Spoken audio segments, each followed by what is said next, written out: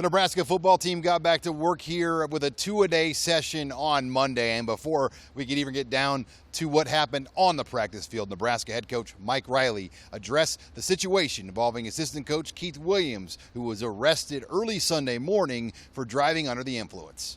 Like we do everything, we'll have an assessment, an evaluation of it. And then you talk about things like intervention and education, and then there will be consequences, which I'm not ready to talk about right now because we're going to find out. We really don't know all the facts of what happened, and we have not talked to Keith yet personally. This is really, really hard on his son, wife, daughter, all that, and so we put our arms around them, and we're finding out information, and we'll talk to Keith hopefully later in the day. Riley also added that in Williams' absence, graduate assistant and former Alabama receiver Hardy Buck is now coaching the wide receivers.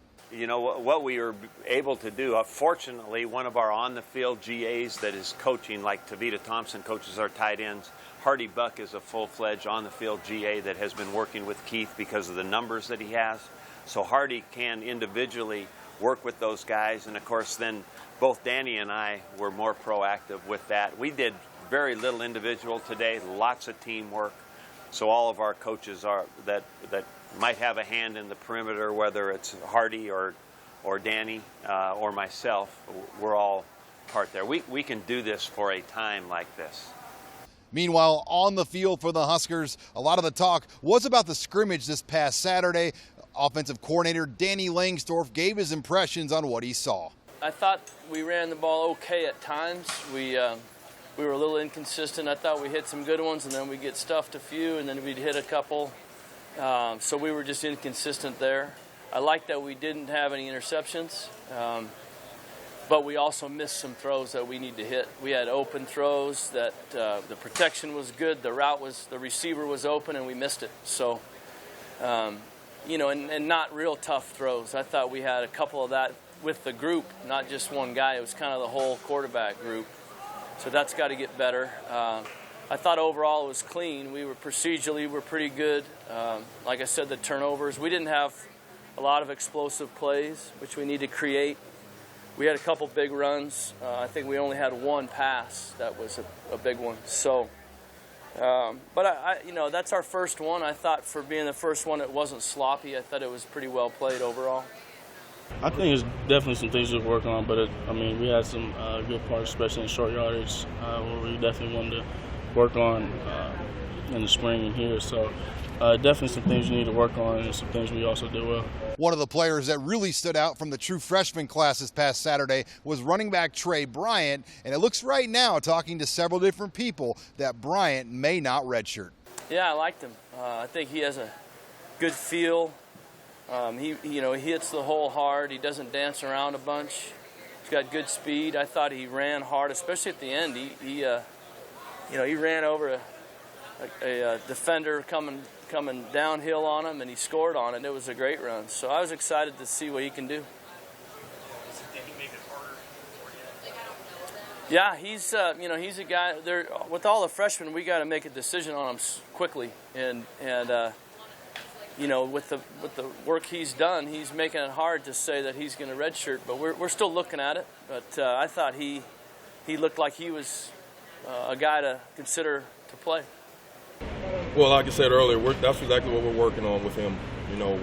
What's going to be his role and what are we going to do. So this week, like you said, it's going to be huge in that regard.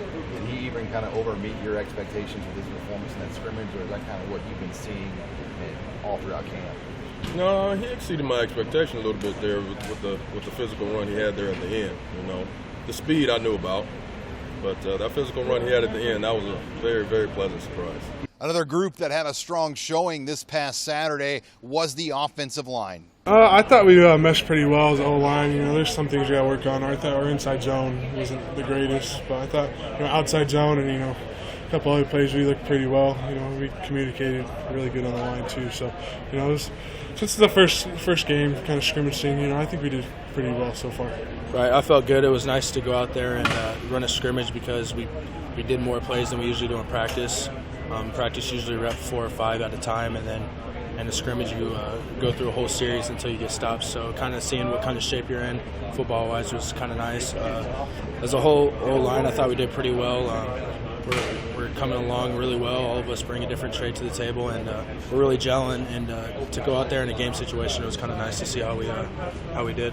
Another name to keep tabs on here in August is junior fullback Luke McNitt, who is definitely on pace to be the Huskers starter here in 2016. When we came out of spring, we had a pretty good idea of how he performed in the spring, that he had a real strong chance of being the guy. So when he came back in fall camp and picked up where he left off, it was pretty clear. Yeah, I definitely saw it as a huge opportunity with Andy leaving and then nobody else with really experience. I mean, there's a couple other guys there, and definitely to see the opportunity he got last year, it was fun to be able to come to that position right away. And finally, the Huskers will have 9 practices here over the course of this week. Quarterback Tommy Armstrong just talked about what the Huskers need to do to take that next step. This week is going to be kind of separating the men from the boys, because right now this is going to be a tough time for us because we got things going on. Now we have 8 practices left in this week, and it's only Monday, so we got a lot of guys coming out here early in the morning, tired. The weekend's over. Now it's time to actually grind these next couple of weeks. Then we actually game prepare that following week.